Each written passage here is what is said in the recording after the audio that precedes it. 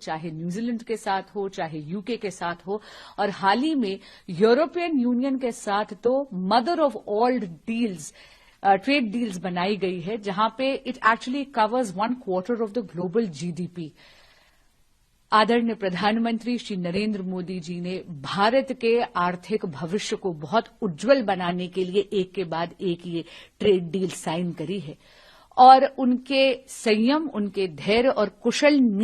कूटनीति के फलस्वरूप कल उन्होंने जब अमेरिकी राष्ट्रपति डोनाल्ड ट्रंप जी से बात करी तो उन्होंने एक नई डील साइन करी है यूएस के साथ, जहां पर जो 50% तक टैरिफ्स भारत पे लग रहे थे अब वो मात्र 18% हो जाएंगे। इससे भारत की मैन्युफैक्चरिंग यानी make in India products, Bharat की सप्लाई चेन, इन दोनों को बहुत बड़ा बूस्ट मिलेगा।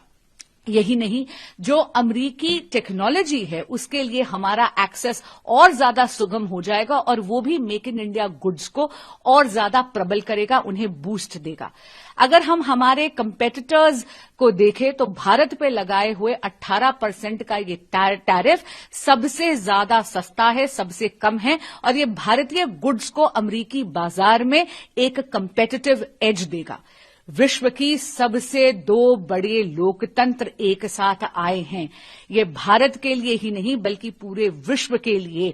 आर्थिक इतिहास में एक सुनहरा आगाज है। इस नए ट्रेड अग्रीमेंट के लिए भारत की जनता को, यूएस की जनता को, अमरीकी राष्ट्रपति डोनाल्ड ट्रंप को और आदरणीय प्रधानमंत्री श्री नरेंद्र मोदी जी को बहुत बहुत बधाई और बहुत बहुत धन्यवाद। जैसे कि मैं सो रहा हूं तो पिताजी को जगाना है मुझे, तो वो डायरेक्ट उठाने के बजाय, और हिंसा की परंपरा मेरे यहाँ नहीं थी सौभाग्य से, तो वो क्या करते थे कि